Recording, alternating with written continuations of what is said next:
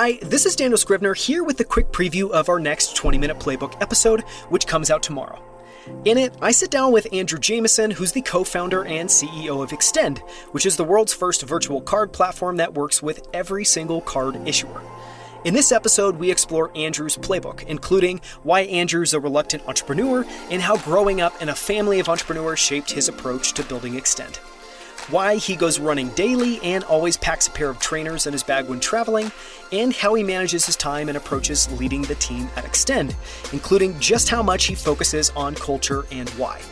And we cover so much more. Here's one of my favorite clips. Tune in tomorrow for more.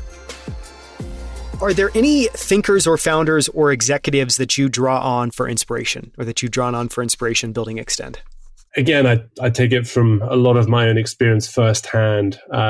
I'd like, to some extent, you look at some of these founders and then you discover many years later that they're not really who you thought they were. So I've tended to rely more and more on kind of my own life experience. And I was actually meeting with one of these individuals who's a mentor of mine who helped set up this company where we were working alongside SAP called Druid back in the day, a gentleman by the name of Nick Keating. And again, for me, the key part is he was all about creating these high-performing teams. And really, it was all about, if you're stuck in an airport with someone for 6 hours, are you going to survive? And if you are, then you've probably found someone who's really good. I'm going to assume you're smart enough because you went to a good school and all those things. He was much more focused on actually, are you going to be cohesive as individuals? And so for me, that was really instrumental as I thought about teams. I took a huge learning from him, and he made work fun, right? We all knew at the time we were working 14 to 16-hour days. And you knew you had to have a fun decompression piece, and he had a flair for the amusing as we went out after work, and even during work, right? He had a very good sense. And then from a people perspective, and this wouldn't be a surprise to anybody who's certainly worked at American Express, right? Ken Chenault was truly an inspirational leader on so many different levels. He did so many things that, frankly, companies are only just catching up to today, right? Which is, what's the percentage of leaders that are women on your team? Right? How much diversity do you have on your team, right? And it was linked to our financial goals, right? 25% of our bonus was linked to, did you meet those criteria? That's serious skin in the game, which obviously improves the odds it's going to happen.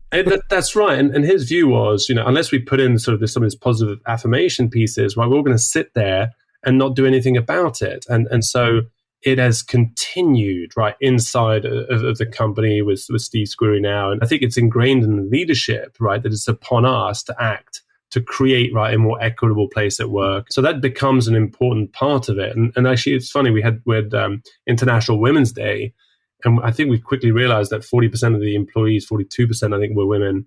Our chief product officer is Orna Albers.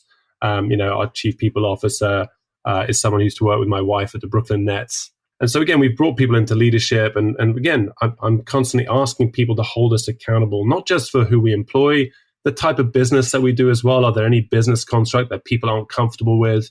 And again, I've found that the team has a really strong voice. And I think that's because we've layered that trust in there and we're all trying to do the right thing. But that's where I've taken my inspiration from, probably more so than, sure, you could sort of lean in and say, Warren Buffett, it's amazing. The Oracle Omaha, he works like he's, 90, or work till he's 130 if he lives that long. On the other hand, you could say, Bill Gates, and you could say all these different people. But the reality is I feel it's more powerful because it's people I've worked with, and I truly understand what those values really are. And so I can more easily embody them and really impart them, I think, onto others versus people who again, invariably over time will somehow disappoint us.